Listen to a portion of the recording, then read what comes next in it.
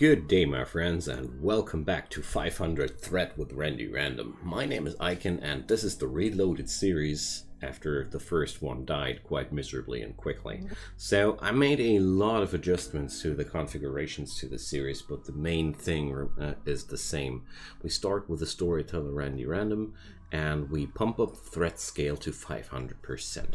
Like I said before in the series, the regular setting for the highest difficulty level lies in 220%.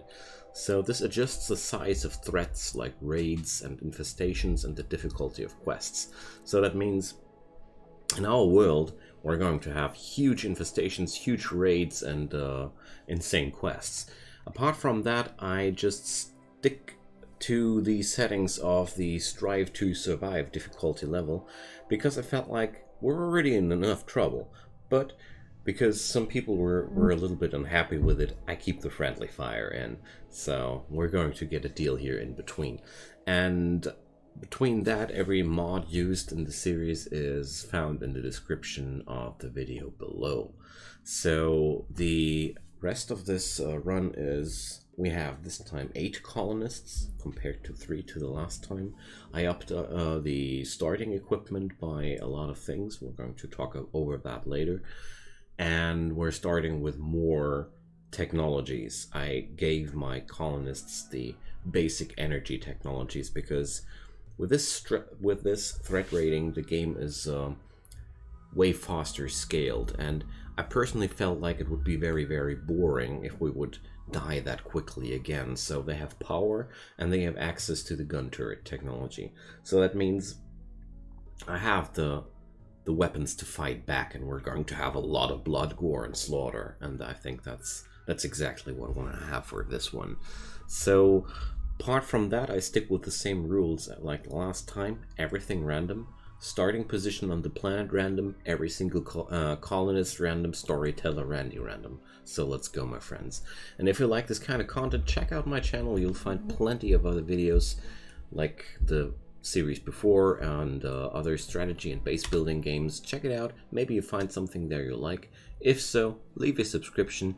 You would make me a very, very happy man because I'm getting really happy for every subscription, and you won't miss any future content. So the new seed will be 500 threat, I think. Let's go with that. I'm going to make the planet a little bit crowded to increase the chances of having neighbors. And since that was a wish the last time, I'm going to decrease the temperature a little bit. Not too much though. So let's go. And like the last time, I'm going to hit that random position button, and I'm going to stick with that position unless it's completely unplayable. Okay, fingers crossed. Oh no, we're living on the ice sheet in the mountainous region. With caves. Alright, let's go. That's nasty. Alright, so we're going to randomize every single person. I'm not going to look over anybody too closely. I'm going to do that in between, so we're not taking anything here, but oh my goodness, looking over that, it seems like I'm having a good portion here, but that starting point looks crazy scary. Alright, let's get started, my friends, and let the games begin. So another ice sheet. I'm playing with ice sheet on another series recently, but okay. So there we go, my friends. Our army of the lost has landed on this planet. This series is content mod free. I'm only using some quality of life mods, like I said. Check out the description below. Apart from that, this rugged team starts with 8 dusters, because I was expecting some similar situation like that, but it's patch leather dusters. That means they're really bad, but well, I felt like it's okay. Accompanied with that are 5 cowboy hats made out of finest human leather. There were 5 people on the last run that died during that, and they are a gift from Randy, you see. And apart from that, we're having 2 +T longswords. I gave my guys 2 bolt action rifles this time. We have 3 revolvers, we have 1 assault rifle, only 1 really good weapon. So I just increased the overall amount of guns available for these people because I felt like it will be so much more fun if we're actually having weapons to fight back instead of just getting brutally murdered. So I also increased the amount of food and steel and such. So, oh boy, surviving with so many people on the ice sheet. That's not cool. I don't know how we're going to survive, but pretty sure that it's going to be tough. So thanks to the cool person who told me that trick, I didn't know that yet. So if you're having some stuff forbidden, you can, or well, no, that's actually, no, never mind. I didn't memorize the thing correctly. Some other oh, never mind my rambling friends. Sometimes we're going to take the allow tool. Here we go. So there we go.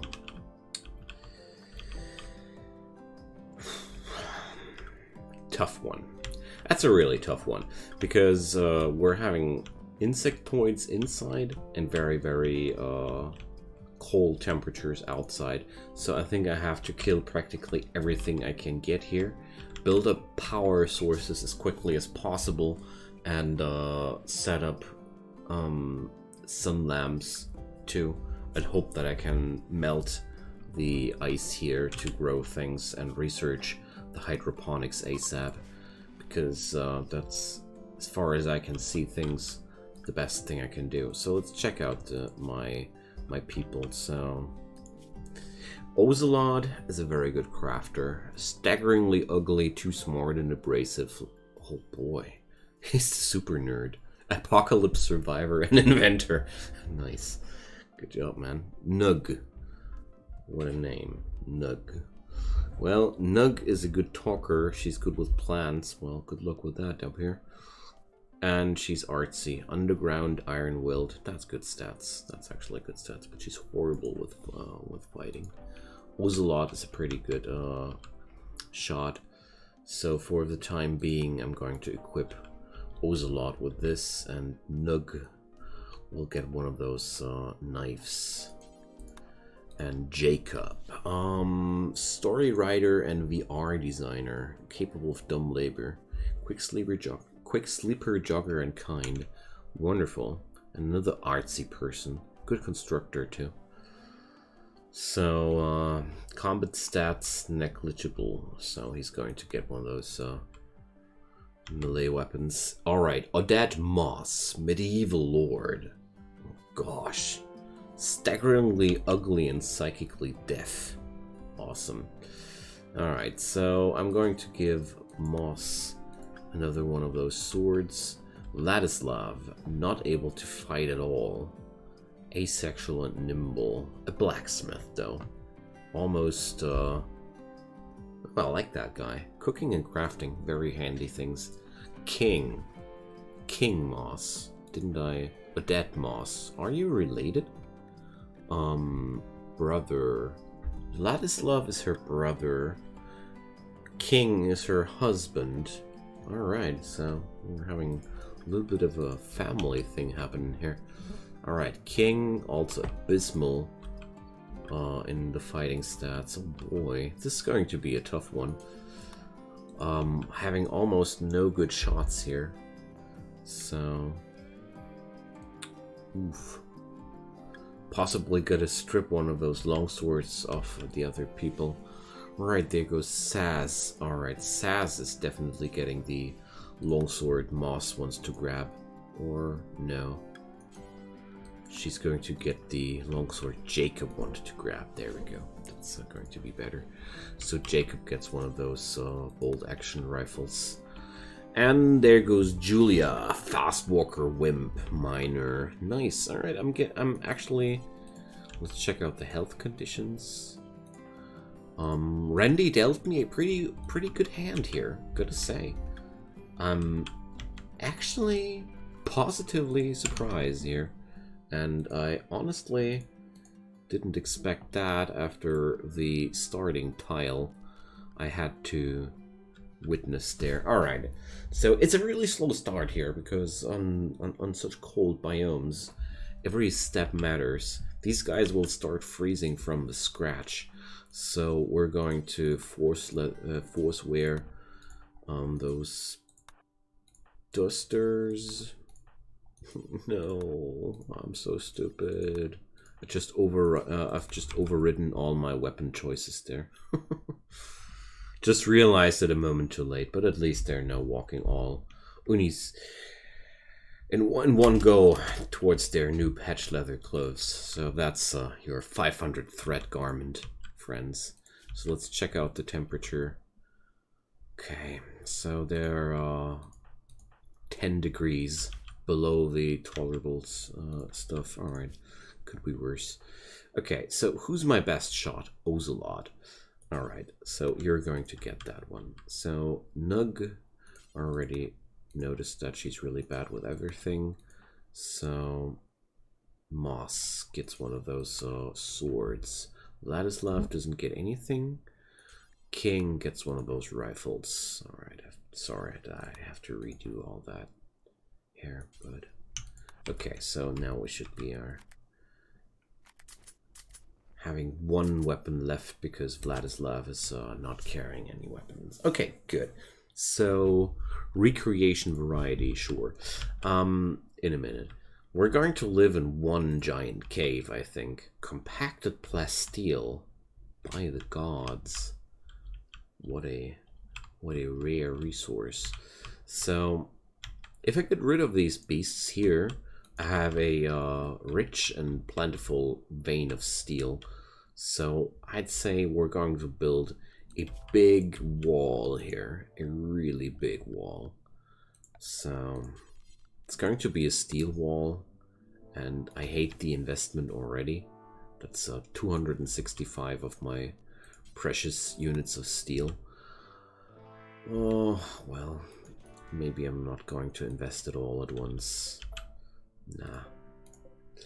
I'm hoping that I can achieve some other materials to work with somewhere else, from somewhere else.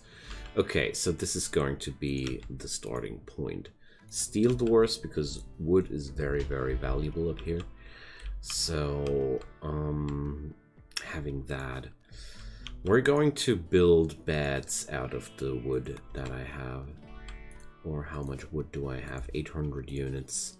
So bringing up 8 beds will be 300 plus 40 will be 360. So that's half my wood. Is this okay for me? I would say yes. Because beds are a very, very important factor of well-being for your colonists in general. Alright, so we have beds. Next steps will be production spots, which are absolutely necessary. So the butchering table, I'm not gonna start without that. So as you see here, even a steel butcher table does need wood. It doesn't work without wood. A lot of things, even if you go for the full steel variant, need some wood here and there. Alright, so stonecutter's table, very, very important here as well to have that as quick as possible, I think. And a stove. I want a electric one immediately. Power production wise, I want to start with a wind turbine because these are very self-sufficient, easy to maintain, and provide a lot of power with low cost. Since I already started with battery technology, I can put up my base a little bit more sturdy. I know that's a little bit powerful to begin with, but the threats will be kicking me anyways, so nobody's going to be needs to be worried about not enough entertainment here. So let's assign some jobs. Jacob and Saz, they are my constructors. So Vladislav and well, maybe not Vladislav. He's a very good. These are very good crafters. I think I'm going to send King for the cooking job and for some priority crafting, some stone cutting. Really like to go for things like that. So Julia will be the secondary cook, and she's going to be cleaning apart from that. And she's going to be top priority miner. That's a good combo. Okay, so if I ever have some work to do which comes to plants and such, I'm going to have these guys. And Nug will be hauling, and I need one more hauler here. So maybe, yeah, I'm going to send Ozelot for that job as well. So firefighting is always my top priority, and patient as well, because with this setup they will go for the really important things as quick as possible. And I only have top priority doctors on the passionate people, bed rest on a 2, basic on a 2. These are my go-to settings. I think they are not super efficient or insanely well thought through or whatever, but they're working out really, really nicely for me. All right, so I think we should be fine for now. Jacob, well, is my only capable researcher, so I'm going to be very, very careful with his workforce, but for the time being, I'm going to leave him on a construction 1. Okay, so hunting, I'm not going to automate that. All right, let's go. We're set. Let's go for a horseshoe pin. Let's make that out of wood. That's really valuable up here. And let's get going, shall we? The cowboy hats, let's see if anybody wears one of them on his own volition. I'm not sure if they're going to skip those, but we're definitely going to see that. So the first beds are getting set up and they're good quality. So first things first, we need heaters, of course. And since this room is so damn big, we're going to need more than one of those. So next little break here. Since the stone cutting table is here, I'm going to set up my chunk zone here. So that's going to be where my stone chunks will get stored. And I'm going to set up the stone block storage and steel storage over here, because this is a very, very common and useful way of doing things for me. So there we go. Let's up the preference of that a little bit. And I'm going to set up a giant stockpile zone inside here, because I don't have any materials left right now to build up a comfy extra storage zone.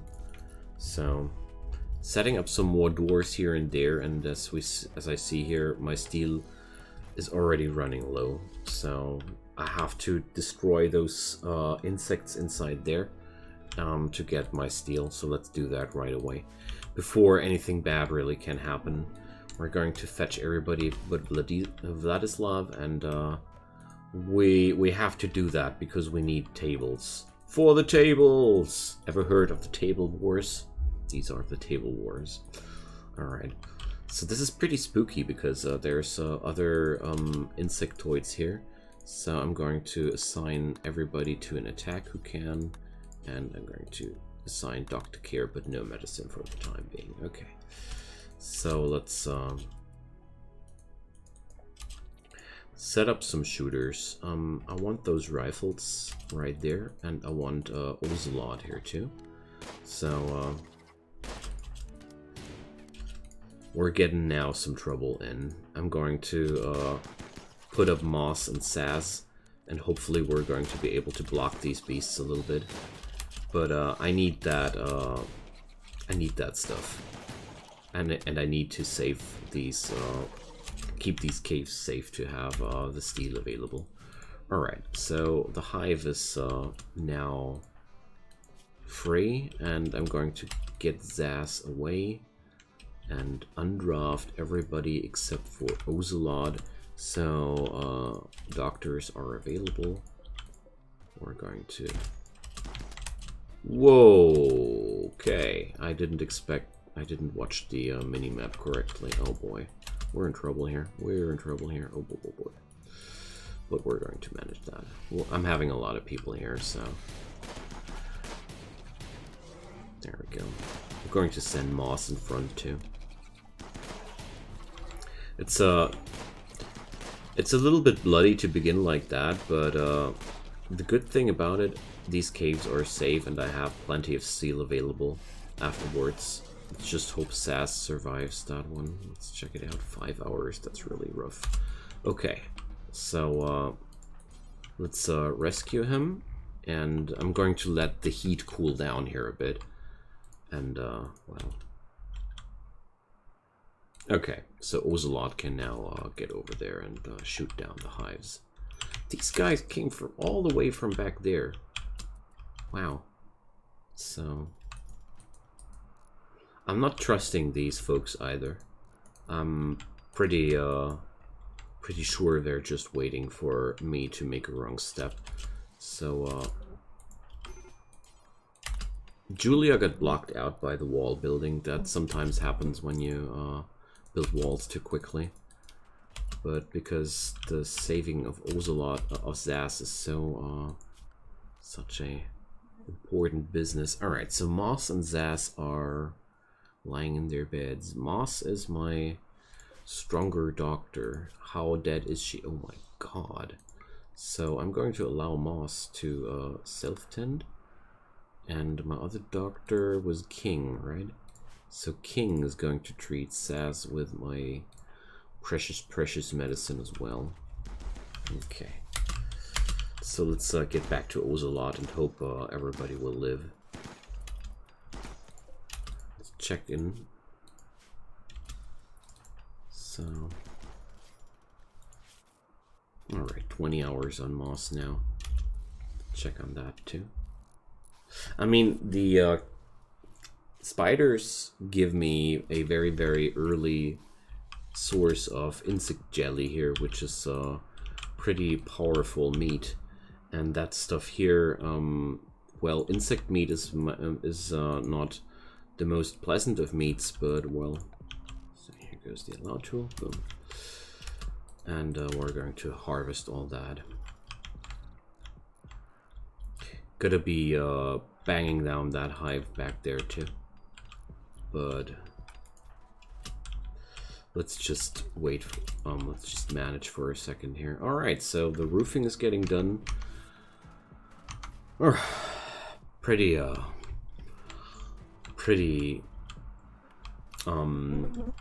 rough start, like, or not rough, exciting, dangerous, threatening. Well, I mean, I don't think that I made a bad decision there to tackle down these things early. So I think Ocelot is getting the first.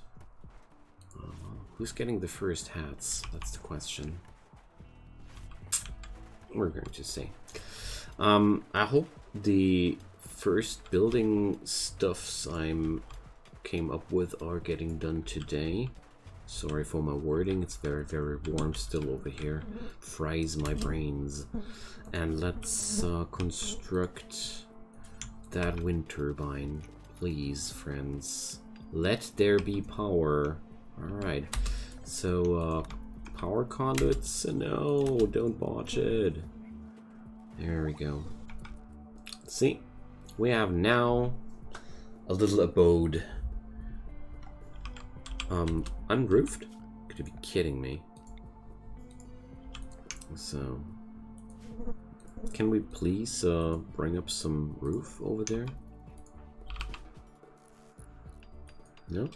Not possible? Oh man. So, looks like I have to build a little column there to carry the roof, or can I? Yep. So sometimes it just happens. Let's build a column. Is there enough steel left? Okay. Because without a roof, this is no indoors zone, and we're not going to have any warmth inside here, and that would be really, really bad. Okay, so since this is going to be the freezer zone, oh boy, that door is sitting on an unhealthy spot, but I have to finish the freezer first. Well, the freezer. It's more like a meat chamber here. In environments like these, permafrost, you're going to have no problems with that. So inside here goes foods and corpses with a preferred priority. All right. So there we go. Okay. So set up a foothold. There's still 500% threat rating on this one. Going to kill off these insects as soon as possible. I mean, this is a wonderful spot to fight it, I think. Oh, well, whatever. Don't know yet. So I want to get the last one here away. Or I want to remove it much more. I'm not sure if I could just harvest them. I think I could just let them stay and harvest the insect jelly as long as I can, but I think we want to have them gone as quickly as possible. All right, so all these insects are now getting hauled into the meat locker, and yeah, warm cloves are something that this place really lacks, and that's why we have to kill the mega sloth as soon as possible too.